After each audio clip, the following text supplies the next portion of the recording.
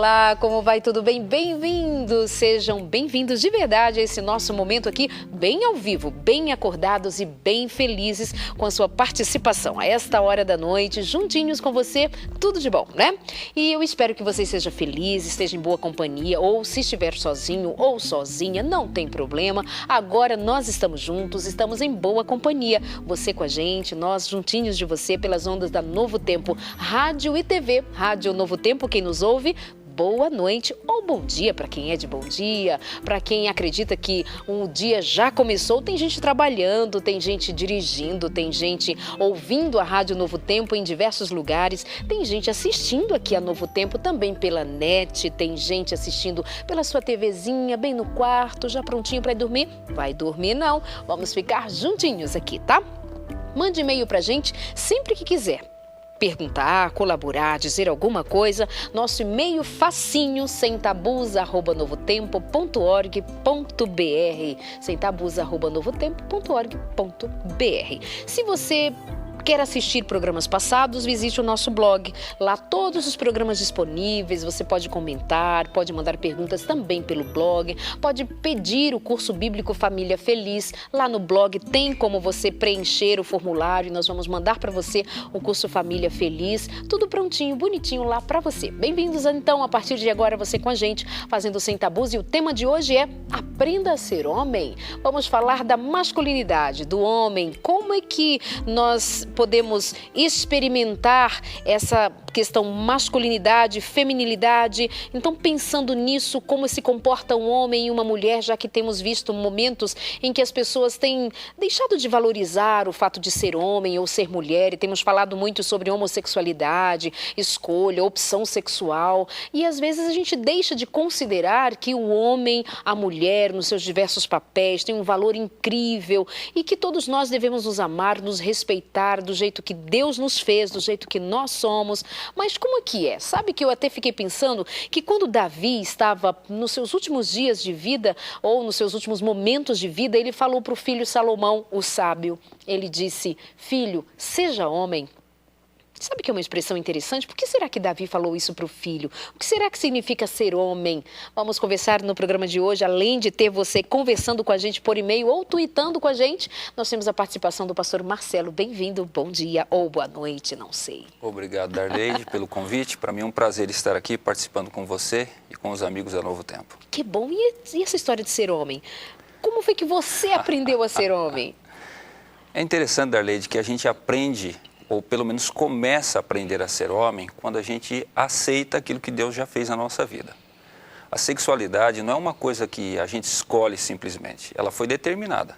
Não é? Nós nascemos com um membro sexual ou com a ausência dele.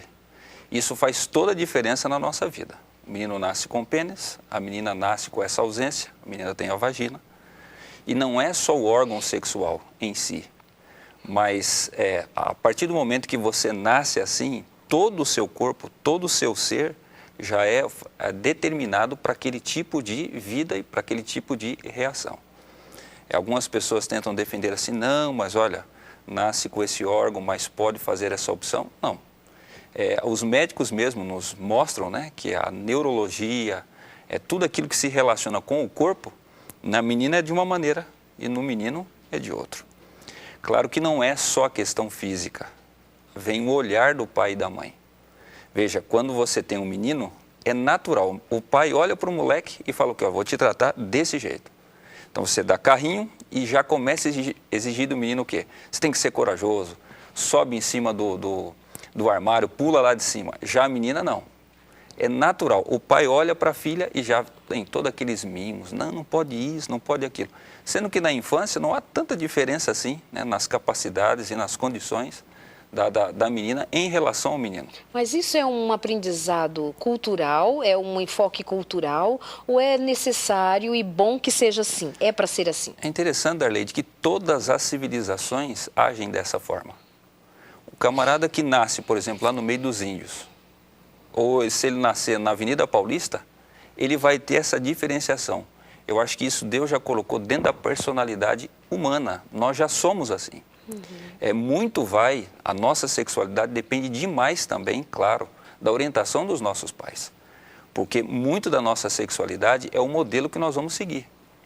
Então, o pai trata desta forma. Outra coisa, os nossos pais precisam aceitar a nossa sexualidade, né? Se o pai olha para o menino e diz, não, mas eu queria uma menina, ele vai tratar como se fosse menina.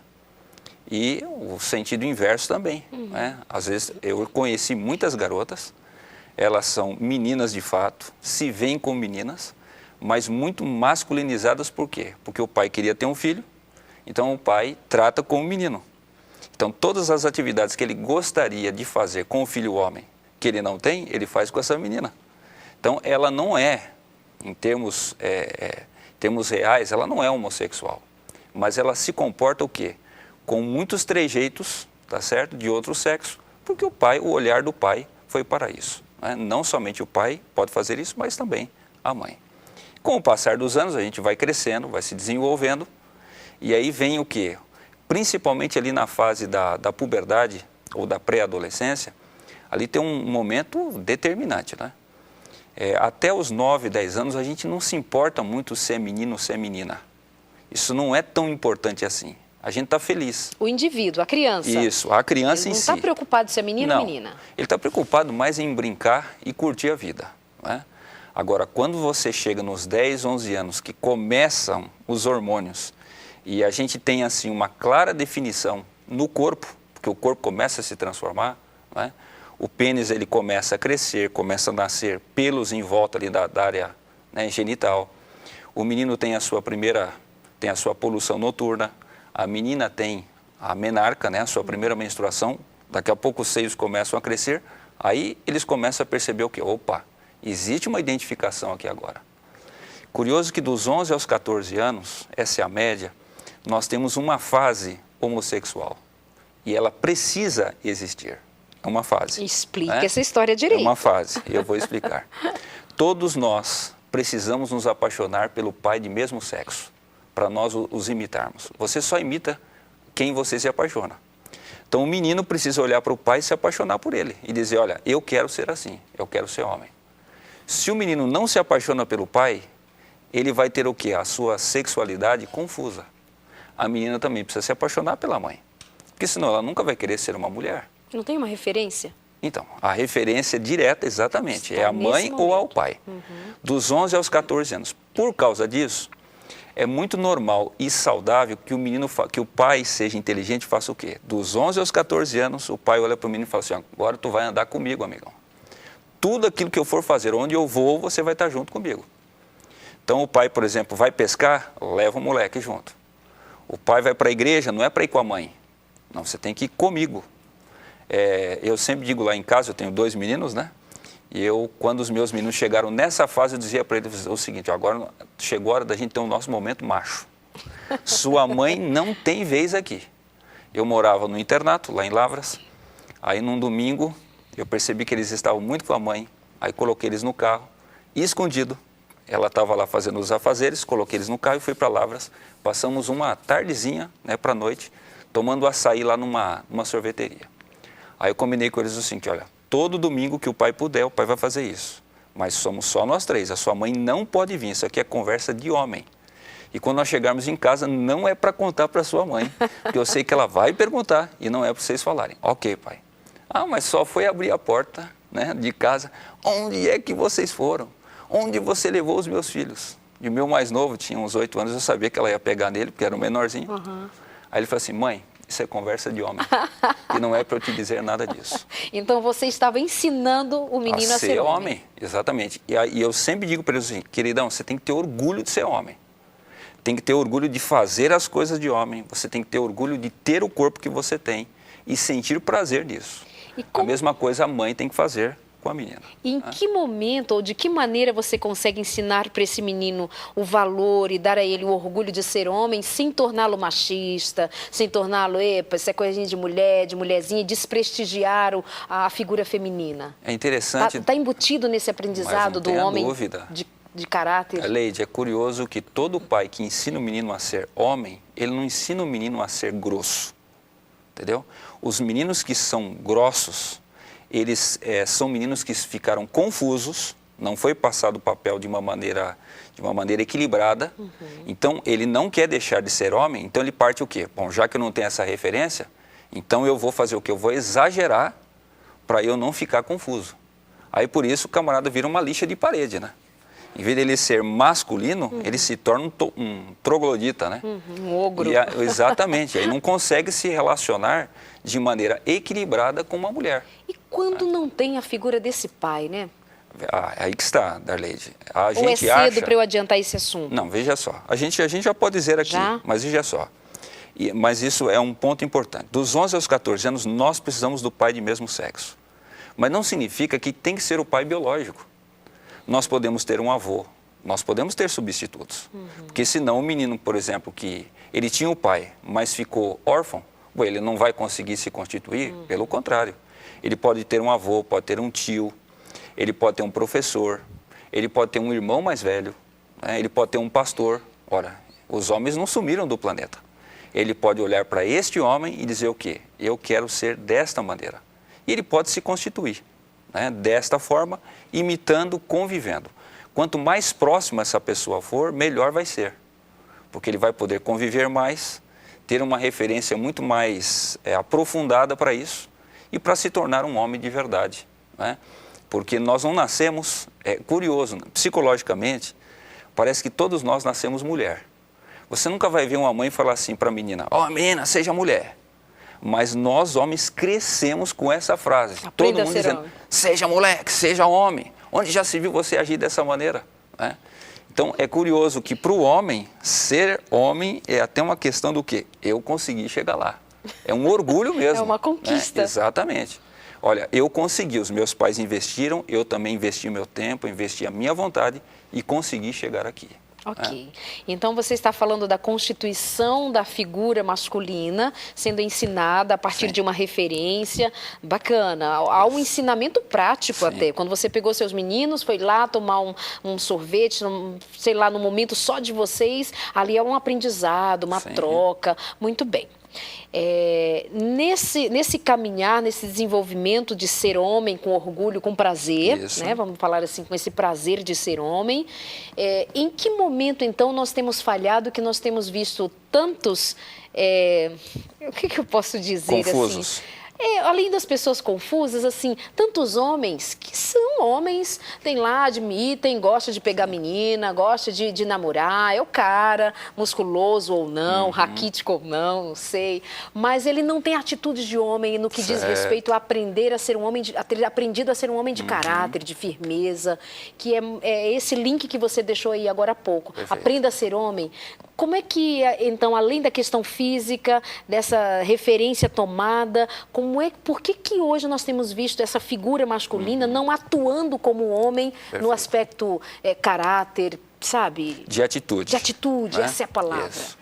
Veja só, Darleide, eu falei dos 11 aos 14, mas dos 14 aos 18 tem uma outra fase. Uau! Que é a fase do quê? De você se apaixonar pelo pai de sexo oposto.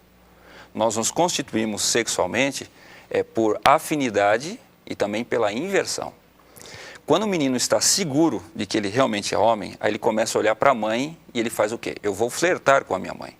Ele não tem interesse de ficar com a mãe, mas ele flerta com a mãe e ele começa a fazer o quê? Bom, eu sei que a minha mãe não vai corresponder comigo, mas ele testa com a mãe o olhar, as suas palavras.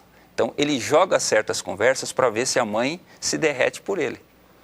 E quando a mãe responde de maneira equilibrada, ele percebe o quê? Bom, se eu estou conseguindo conquistar minha mãe, é porque um dia eu vou conseguir conquistar uma mulher, né? As suas expressões, a maneira de falar, a maneira de gesticular, tudo isso ele faz com a mãe. Por volta dos 17, 18 anos, ele tem certeza, bom, eu sou homem de verdade, eu realmente assumi o meu papel, agora eu vou fazer o quê? Eu vou sair à caça, né? Que a gente diz, bom, eu vou agora me relacionar com pessoas fora da minha família. Por que muitas vezes a gente sai da família e não consegue fazer isso? Primeiro, às vezes a gente tem uma mãe que não deixa a gente ser a gente. É aquela mãe que engole você, né? Por isso que é importante a figura do pai na vida de um menino. É o pai que vai fazer o quê? A castração da mãe. É o pai que vai chegar para a mãe e vai dizer assim, olha aqui, o filho não é só seu. Existem outros seres humanos no mundo que precisam se relacionar com ele. E essas coisas são ditas ou elas são vivenciadas? E vivenciadas? Elas são vivenciadas. Porque você sabe, Darley, todos nós aqui, o telespectador também sabe que em família não precisa se falar muita coisa. As coisas estão no ar. Verdade. Né? Você bate o olho no seu pai, você já sabe o que o coroa está pensando. Né? Então, essas relações, elas têm as suas nuances muito profundas e, ao mesmo tempo, as pessoas da família, elas convivem com isso o tempo todo. Então, por isso, eu queria pedir, se os pais aí que estão me ouvindo, faça a sua parte na vida do seu filho homem. Sabe, existe um momento que você tem que se posicionar, e esse momento começa, sabe quando, pai? Quando o seu filho chega do hospital, que ele acabou de nascer e a mãe disse, não, olha, tem que deitar aqui no nosso quarto, porque senão se ficar lá no quartinho dele, ele pode morrer. De jeito nenhum. A criança, quando vem do hospital, o pai tem que dizer o seguinte, esse filho já vai dormir no quarto dele.